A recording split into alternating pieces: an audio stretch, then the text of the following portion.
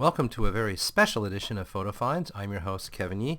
This week we're going to do something just a little bit different. We're going to take a tour of two different water parks. So we're going to not do our usual updates of what's different week by week, but this week we're going to have a look deep into a couple of water parks. So we're going to start at Blizzard Beach and end up at Wet 'n Wild. So we're going to have a look first at the Blizzard Beach prices, and this will become important because we're going to compare them to Wet 'n Wild in a few minutes.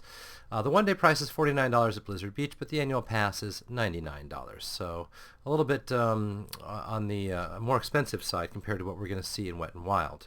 Now, as we step inside Blizzard Beach, we see a lot of heavily themed buildings. So it looks like a ski lodge, and there's some fake ice dripping off the side. And the big water slide is themed like a giant ski jump. And so here's a close-up of that same giant ski jump.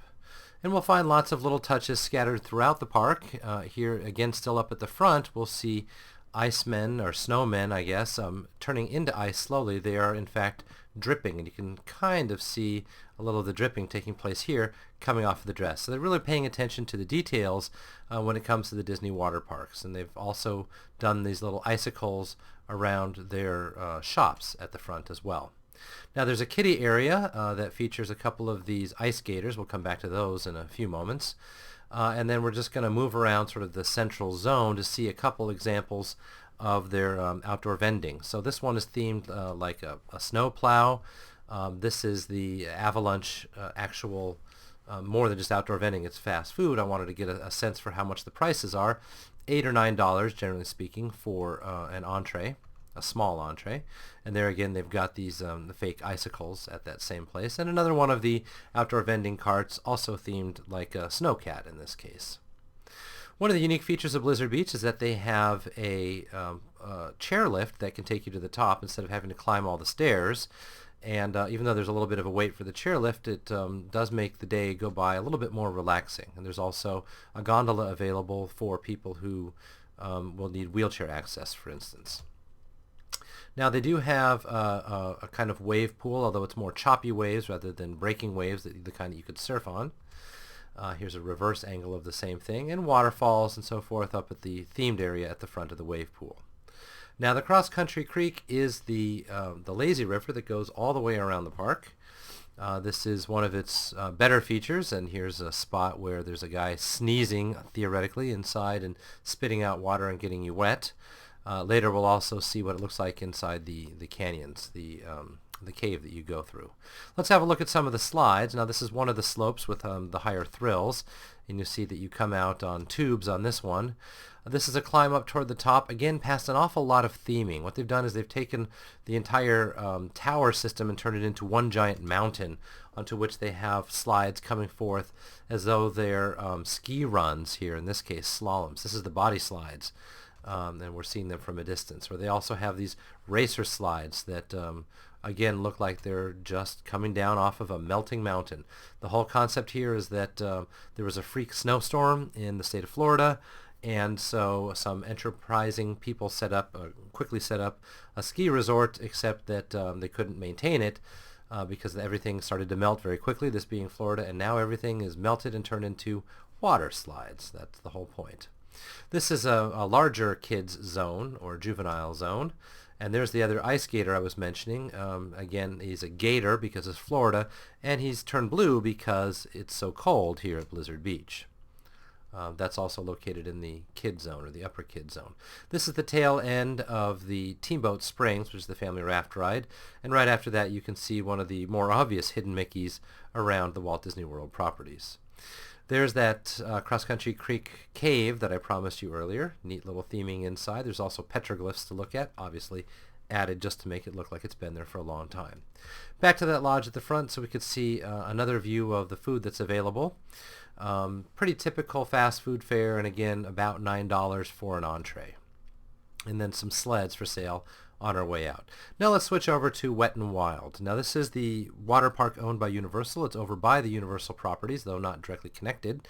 And as you see on their sign on the outside, a one-day price is $49, roughly the same as Disney, and it's also the rest of your stay is free for the same price. Not quite an annual pass, but essentially the same thing if you're here on vacation. Let's quickly check the prices at one of the eateries in here, and we see it's slightly more expensive for one of the entrees, but otherwise it's roughly the same prices here as it was at Blizzard Beach. Now, Wet n Wild recently opened up something called Blastaway Beach, which is their kiddie playground. That's where this photo was taken. You can see a wider view of it here. Lots of little slides for the kids, and the parents can go down those slides as well. There are some theming elements throughout, like these pipes here, and some of these over in the corner here. But by and large, what you're looking at in this water park is the more typical tower system where slides come issue forth from that one tower. Lots of waiting in large staircases. That's an overhead view of the new Kid Zone. And a view of the Alien ride, which uses some pretty advanced LED and lighting and music effects inside the tubes, and it makes for an interesting ride.